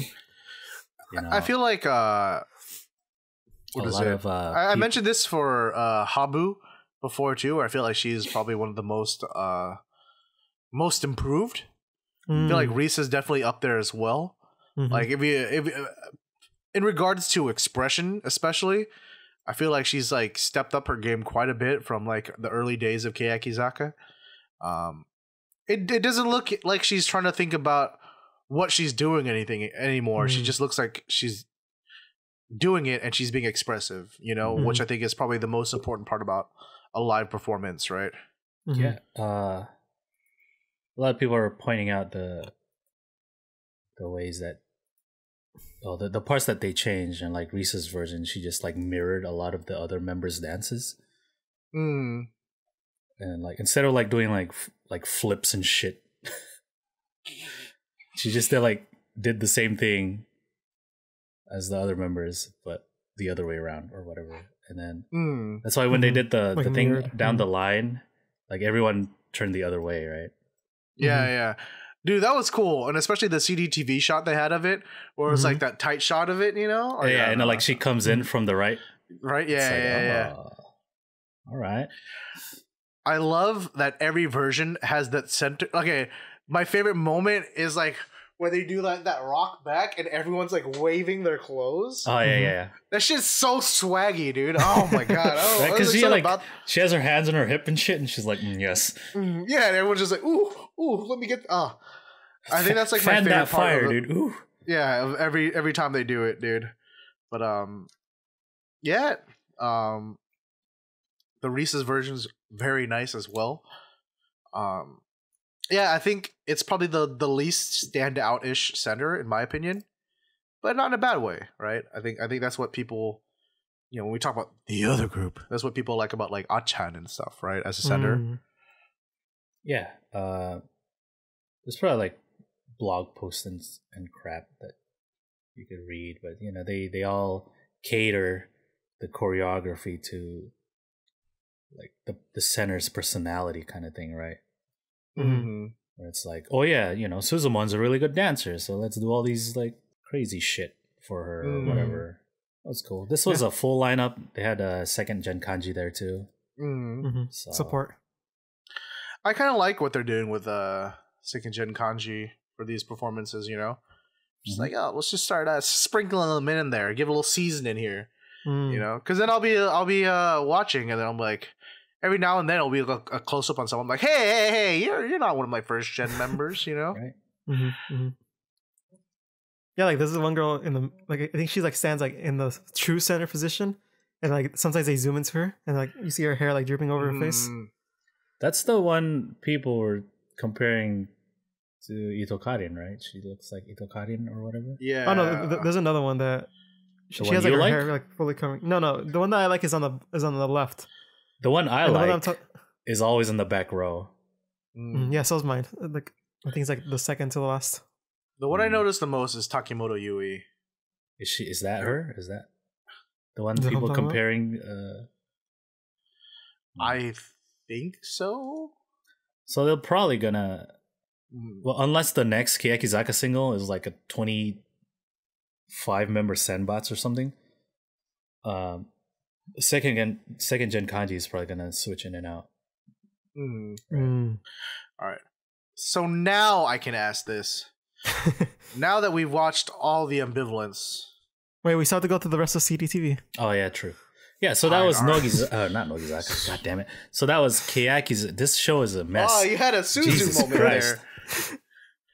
All right. Cheers so to next that. Up is Kairimichi from Nogizaka46. Josh's favorite performance. Oh my god, Kairimichi, Nogizaka performing because Nishino's gone. So yeah, who's the center? Kohaku was your last one. Who would you guys guess? Like before you guys saw this, who would you guess would be the next center? Would it be like a Shiraishi? Yoda like a I was thinking I not Yoda Yuki specifically, but I would have thought it would have been a third gen member. But the only thing is, it's too late, wasn't it? Yoda Yuki had to go home or something. Yeah, that's right, dude. So the Kairimichi performance on CETV were the older girls. Who was the center, Josh? It was Zukyun. Akimoto Manatsu. If you're a tier 2, spam that emote. Which Manatsu's a big part of the Nishino Nanase story, right? Yeah. They even have a moment in the choreography, so it's like, all right, put Manatsu up there. Yeah, it was like one of those things when I was watching, I was like, what? Manatsu? Really? And then I thought, I was like, oh. I actually didn't notice at first until like halfway through the performance. Yeah, like the camera doesn't like give her any attention at all. They like zoom in on her like 3 times. It like pans across the left side and the right side. I saw more Mayan and Misa than I saw Manatsu. Camera's like, oh, I don't know this girl. What the hell? Yeah, who is this? This is Nishino Nanase, dude. I know. It makes sense that she's the center. I like the outfits here. Yeah, it's nice, and it's also completely new, right? I don't think I've seen these outfits before. Yeah, I think other than that, like, there's nothing really like that stands out about it. Especially with the camera work, it didn't really emphasize anything. Yeah, I was actually about to say the same thing. I think the only thing that makes this performance a little unique is obviously the Akimoto Center, which you guys kind of mentioned doesn't really do anything as far as like the cameras. Took out the bridge. So you didn't have that moment in the original choreography where Nishino and Manatsu were in the center and they look at each other. It's not in this performance. It just skips to the part that leads up to the last chorus. So. See, the main thing that stood out to me, Eto Misa's eyebrows look so good in this. Damn, dude. I'm surprised you noticed that detail. Holy shit. There was like one shot of Eto Misa. Yeah, but it was like for a long time. Yeah. And I was like, dang, dude, look at them eyebrows. So Ooh, on fleek. Look at those eyebrows. yeah, dude. Oh, right. They tick, dude. Mm. Tick brows. So good. It's Kaimichi. You can't really go wrong with it.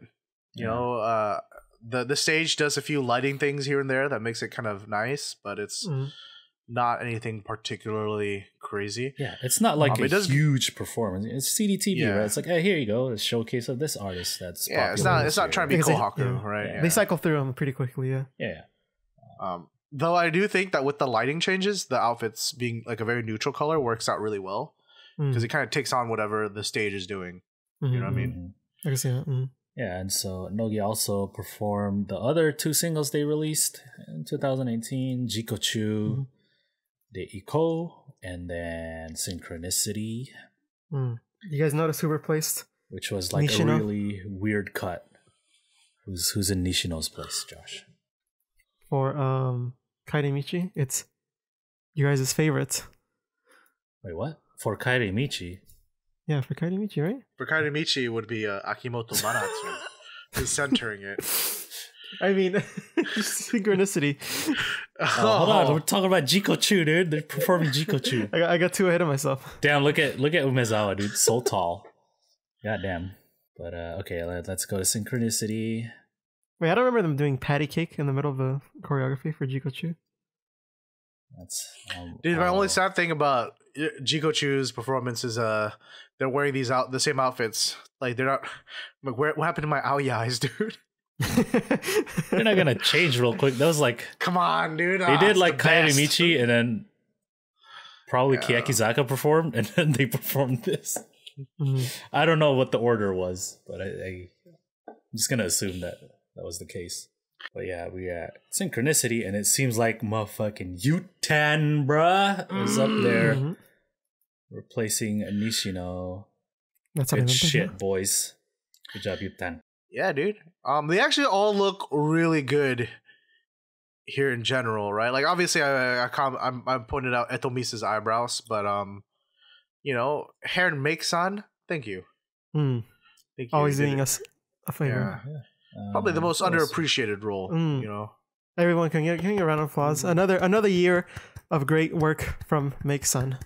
Make-san, hair and Make-san. Good job, you know. Got a lot of second-gen girls there. Ranze was there. Plain Chan was there. Yeah, dude. This is when they have to take the opportunity. Keychain. Oh, Keychain's there. Good shit. I know she's been back, but man, like seeing her live here, I was like, oh man, Keychain. Good shit, guys. So yeah, that was Nogizaka. Yoshimotozaka also performed. Oh, they did. Nakasete kureyo. I only saw a little of this. It wasn't the full Senbats, or not all the original members. There were a few of the bros from Red. Oh, dude, the bros from Red stole the show from me, dude. Right? Like the silver hair one, the tap dancer Hidebo. guy. Hidebo. Yeah, dude, he was so good in this. I was like, what the heck? Hidebo. My guy. But yeah, I mean, Red. He was true center for this. Right? Like Dan Senbats, right? Like the guys in Red. That's already another choreography that they had to learn, even though it wasn't as complicated as compared to the other one, as their own unit song. But you know, they were there, which was cool, man. Yeah. You know, I feel like I already brought this up, but I feel like these live performances accounted for the one thing I didn't like about Nakasute Kureyo that really made it difficult for me was the mixing. You know, I watched this version, I was like, man, I'm all about this song right now. You know, it's no like awkward cut from like a kind of well balanced vocals to just three gruff old guys. You know, like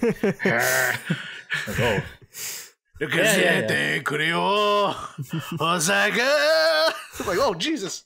Yeah. I definitely see the charm in the song. So yeah, that was CDTB. All right. So the question I've asked like 2 times already. This will be the third time. Which ambivalent has been your guys' favorite ambivalent? Man, you already know mine. Oh, Mine's actually a tie. That feel when your Oshiman centers a song. What I mean, know what I'm saying? But other than that, I'll do porn. Ooh. So ranking them, I guess from top to bottom. This is from 2 to 6. Okay. Or no, 2 to 5, right? Because it's 5. So Kobayashi and then Suzumoto, and then the original one with Hirate and Habu. For me, it's a tie between Suzumon and Risa. And then afterwards, it's Techi, Pon, Habu. Okay. For me, I'm not going to count Habu's. Because now that's like my instant favorite. 2 to 5. An obligation. You know? But then from there, Mon, Pon, Risa, Techi.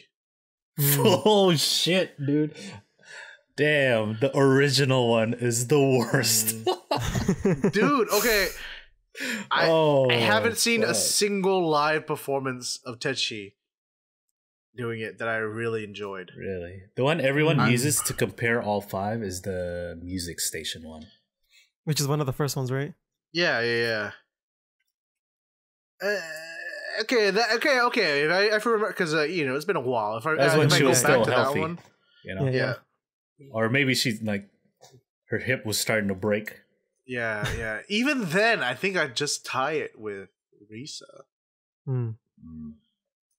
I don't know. I feel like even before the injuries, there's something about the performance that I just felt like she's just like, I don't want to do this anymore. Can I go back to being on Hibiki? You know, like just act like myself. Yeah, dude. I would say like Suzumon's had like the biggest impact. I think as like visually. Yeah. I agree. Yeah. So. I didn't think would be that important, but it was. The outfits for Ambivalent. I don't know. I feel like the outfits, everyone hates on them, but it complements the song and performance. It's so part well. of the choreography. Yeah. And I think that kind of, I don't know, weighs against Habu's performance a little bit because she had the special outfit for it, you know? Yeah. Out of all the different centers, she's the only one that had that outfit. Yeah, because she there's a lot of like spins and kicks and stuff like that in the outfit that the flow I think of the actual outfit is part of it. It's kind of like in Grazzo Aware where they do that like marching like this thing.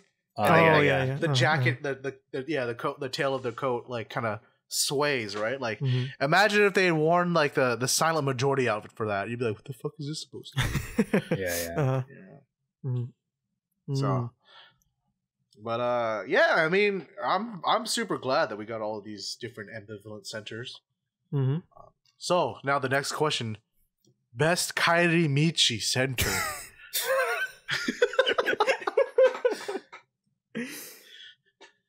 I mean, you guys already know mine, so. Okay. What? Wait. Let us not explore Chat, that you heard any it further. first. What? Wait, what? We already know his. It's Nishino.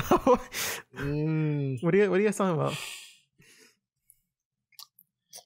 course. You know what, Mr. Box? I'm not trying to get anyone Ocean in here, right? Like you know my poor experience with that, but sometimes you gotta just learn to be honest with yourself. Oh no! Can you imagine where I would be right now if I had never like what went is this? with Shida Monica from Hirate Yurina? What? So I'm just saying, Mr. Box, just be honest with yourself. This would be like honestly. What is this intervention of having that I don't This need? would honestly be like the toppest of top 10 anime betrayals. I'd be like, it's what the end of the fuck, show, dude? guys. I can't stand to be with this guy anymore. How can you do this? Oh my god! Like, all right, that's the end of CDTV, and that's the end of the current events. A segment that was supposed to be really short, but we managed to drag out for 2 hours. Hey, let's go. Because we're all lounge drunk. So it's time for the Variety TV Show Roundup. This is the segment of the show where we recap some of the regular TV shows of Sakamichi series groups, such as Hiragana Oshi, Kiyakite Kakenai, and Nogichu.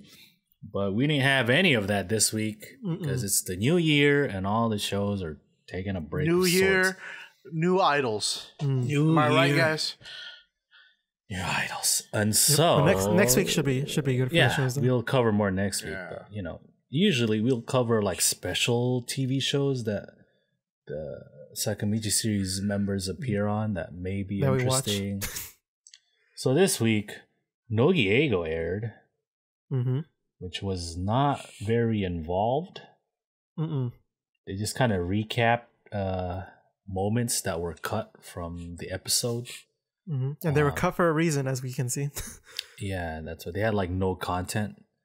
But the next Nogi Bingo, we're gonna have Nick back. Ooh. And it's gonna be like a special. Ooh. It's gonna be great. 1 hour special, right? Yeah. So and it's gonna have the return of a Miss Wada. Yes, Nick's favorite. Nick's favorite, yeah. And then Jimmy's favorite's gonna be there too. So, you know, we can look forward to that one. So the only TV show this week really is Geinojin Kakuzuke Check, which is not a Sakamichi series, a regular TV show. It is just a regular Japanese variety TV show. But this episode was a special and is really long. They usually do this like every year, right? Yeah, so Kiyakizaka was on this year. So from Kiyaki, Risa, Moriya, Sugai, and Nagahama Neru were there. Nogizaka was on the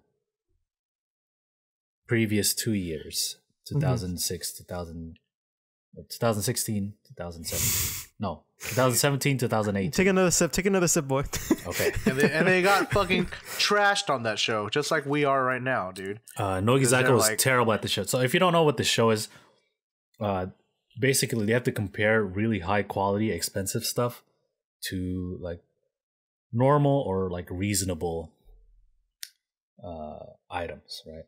And they're supposed to pick the high quality stuff because they're supposed to be like Geinojin, right? Like, first class Geinojin. They're like supposed to be good. They know this shit. And so for this episode, there are 6 different like checks or items that they go through. There's wine. There's a instrument like violin, piano, food, an orchestra like a pro versus amateur, a bonsai tree, and beef. Because you know Japan, Wagyu. It's and so they have to pick the higher quality of 2. So it's either A or B. And like when they pick A or B, they go walk into one of the rooms, the respective room. A little waiting room, right? There's a waiting room. So they don't know if they got it right or not until Hamada, he's the host, he walks in. You know, Hamada from downtown. Yeah. Gakinotsukai. And so in the main studio area, they start out as Ichiryu Geinojin, right? Like they're first class entertainers. And so they have like really nice chairs. They have like fuzzy slippers, and their like placard is all golden and shit. And so if they get like one of the checks incorrect, they go down in rank to like a cheaper version of what they have, right?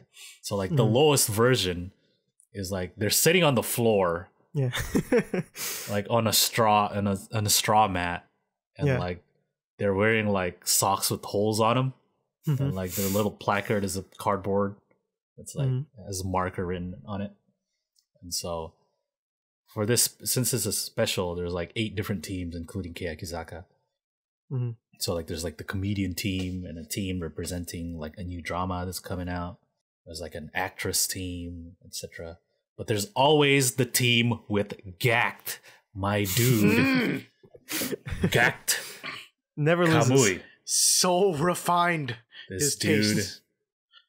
has never been wrong in the years that he's been on this show.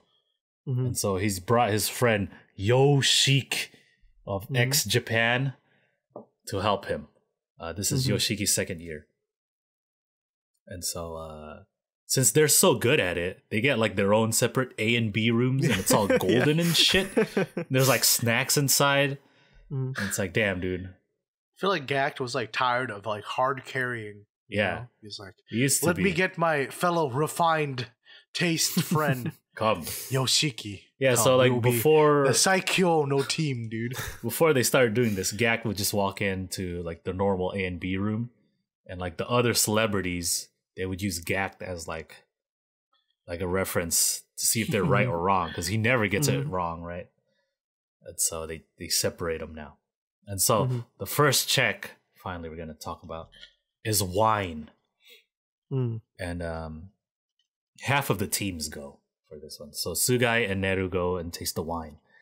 And so there's the 1 million yen wine, and then there's the 5,000 yen wine, right? Like a table so that's wine like that you get versus 50, right? That is $10,000 versus 50.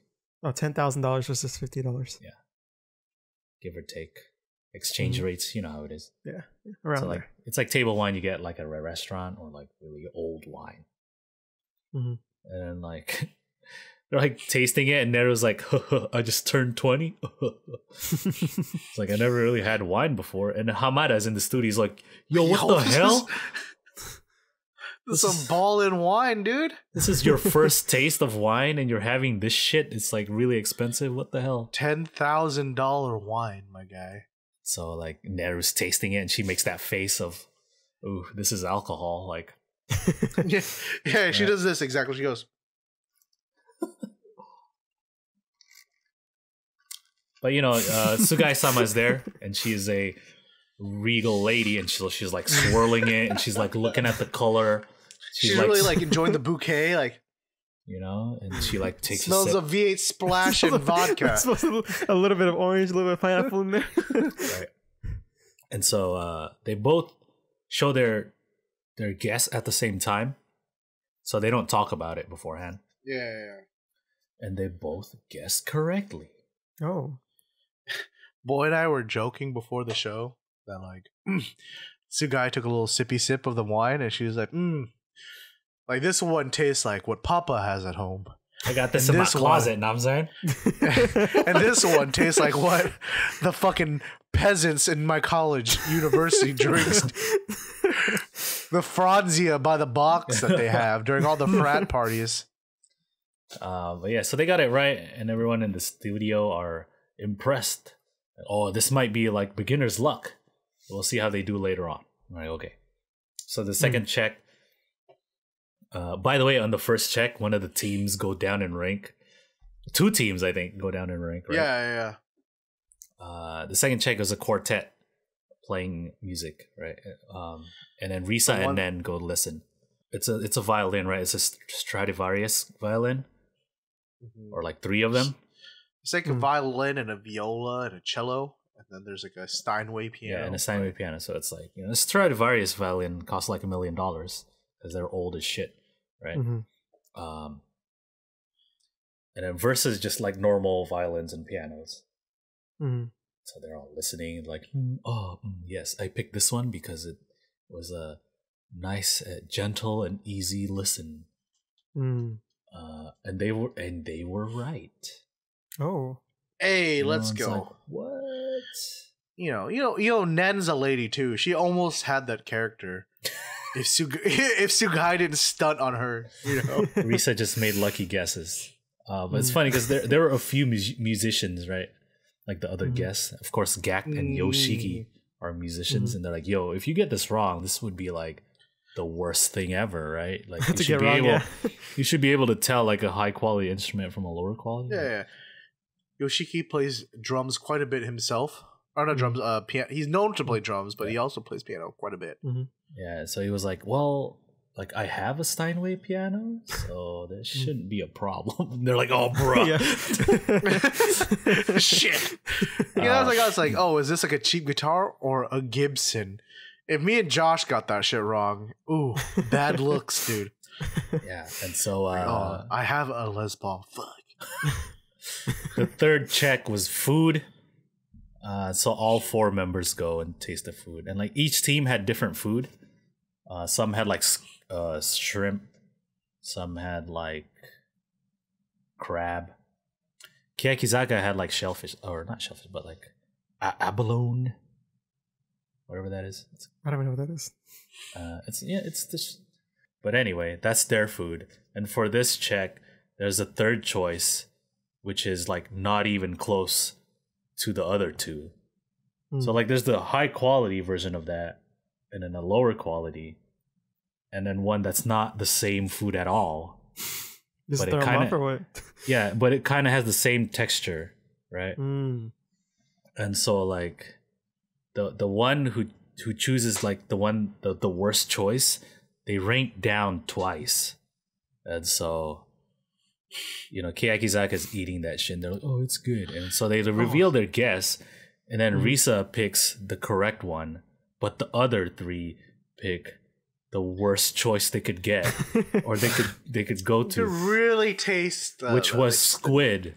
And it was like, I mean, it looked the same, I guess, on the plate. Yeah. So like the other 3, they're like, oh yeah, it's so good. I could really taste the quality. It was like, and then Hamada in the studio is like, bruh, that's the squid they're talking about. Like, what the fuck? Banish them to the fucking countryside, dude. And then of course, like, you know, since the 3 of them picked the squid, like Risa's like, all right, I'll change my answer, I guess. And then so like she doesn't even try to like contest, like, well, she does say like, oh, these 2 tasted the same, and the third one didn't taste the same at all, so I picked this one because it tasted better from the 2 that tasted the same or whatever. But she wasn't like, hey, yo, guys, we should make this decision. Definitely the fucking like abalone. How do you mix up abalone and squid, dude? I don't know. I've never actually had, so I don't know how. Oh. But anyway, they get that shit wrong, and they rank down 2. Ooh. They were doing so well. The next... My girls, please. The next check is the orchestra, and it's between a pro orchestra and an amateur one. The pro one is Tokyo Philharmonic Orchestra, so it's like, you know. Oh, okay, yeah. And Yoshiki's like, oh, well, yes, I perform with the Tokyo Philharmonic. Oh, yeah. Like, okay, Yoshik. Weird flex, but okay. That ex-Japan flex, dude. Yeah. Like, okay. And so, like, by now, right, Kiyakizaka's sitting on, like, folding chairs. They have, like, plastic slippers, right, because they've gone down to, like, a pleb tier. A second-rate entertainer or whatever. And so Sugai and Neru go to listen, and then they pick the correct one because like the quartet, it's like, oh yeah, the sounds, they were easy, like gentle and shit. That's why. And they probably just guessed, but I don't know. And so the next check was a bonsai tree. Oh yeah, they always do this, right? With Risa and Nen. And so like one is like a real bonsai tree that like a professional, like highly regarded bonsai tree dude made. And the other is chocolate that an equally skilled guy made. Oh, right? Okay. But then like they can only look at it and it's pretty far. And so like this was like the funniest check because everyone's just looking like they're like taking off their glasses, like, what the fuck? Like, what am I supposed to be looking at? Like, like they don't even know what to compare to see what the fake one is or whatever. And so they're like, I don't know. Like the most of the teams picked the chocolate one, including Kiyakizaka. Got bamboozled. Risa's like, oh well, like that white part on the branches looks like marshmallows, so I picked this one. And they're like, okay. Does it? Does it? I guess that's a legit enough reason. But yeah, they rank down, and so now they got like they're sitting on milk cartons or like boxes, and like on crates or what? Yeah, milk crates, and like their slippers are all falling apart. It's only held together by tape. And so the last check is beef with Tsugai and Neru, and it's like Wagyu, of course, all marbled and shit, and supermarket steak. Since this is the last check, if you get this wrong, you go down 2 ranks. But if you get it right, you go up 1 rank. Oh. Neru and Tsugai choose differently, right? Tsugai picks the right one, but Neru doesn't. Of course. But Tsugai, since how do you mix up? This seems like the easiest one, right?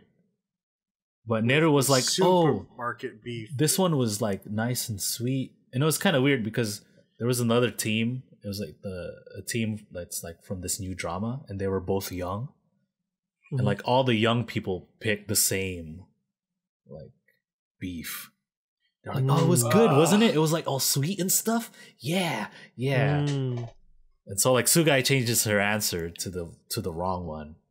And so they go down 2 ranks. And since they were already low ranked, they get banished from the show. They just disappear and shit. Yeah. They're not even there anymore. Yeah. So with Wagyu, it's about the texture. That's what you're looking at here. Because they're both gonna taste pretty beefy, right? But the thing about Wagyu is it's so good that you don't need to season it to cover up the flavor of the beef, right? So you can just enjoy the beefy flavor. So what really happens is the texture.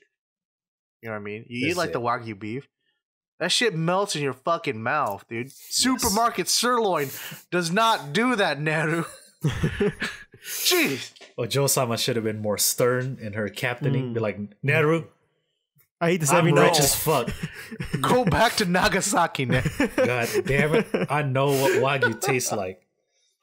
But anyway, I eat this shit every Wednesday and Friday night, alright? So just like Nogizaka the previous year, they are banished from the show. Nogizaka was pretty terrible because Ikuta was making really bad decisions. And everyone's like, oh, well, I get Ikuta's a refined young lady. I'll just listen she knows about music. So funny, dude. Because Hamada was like, damn, this girl always gets it wrong. What's wrong with her, dude? Why are you still listening to her? Yeah, and they listen to her. That's the problem. But yeah, of course, Gact and Yoshiki keep their perfect record of never getting anything wrong. They're like chilling in their like golden rooms and shit, taking selfies, eating dessert. Like, what the hell? These guys. Did he do the thing where he did last year where he goes, yes? Yeah, dude, that's the best part. Right, yeah. When like, because my favorite part of the show is when Hamada goes into the room to tell them they're like either wrong or right or whatever. And sometimes he'll like fake them out. Like he'll open B first, but then he'll open A because A is correct. But then like Gact is like waiting, and whenever he sees Hamada, he's like, "Sha!" There was one where Yoshiki, so confident that he was right, he's doing like a selfie video, like with his back to the door to like record Hamada walking in. Any minute. It's actually in his Instagram. He's like waiting for him and stuff. Is it any second now? He knew, dude. He knew. Yeah, so it's freaking funny, dude. They're just like posting pictures with like desserts. There's a part. So there's another room where like the ones are playing. It's like a waiting room because like it takes a while to listen to the orchestra or whatever. And so Gact took like a selfie. There was one part where he was like, "Hey, how old are you guys?" They're like, "Oh, Ikutsu." Too young for you, Gact-san. I think he was asking like, remember when he was tweeting about his horny energy? Dude, Gact is freaking hilarious. You should follow him on Twitter. But anyway, yeah, it's a fun show. You guys should watch it. So that wraps it up. It does. For the first show of the year. Oh, with a special thing that we have 500 subscribers now to start the year off.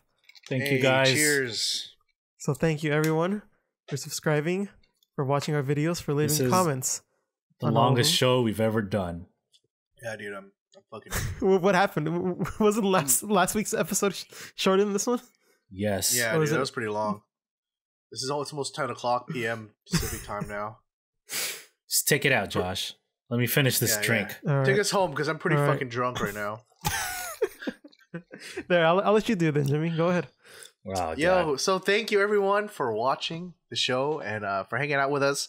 It's been a great 2018, but we're looking forward to even more exciting 2019.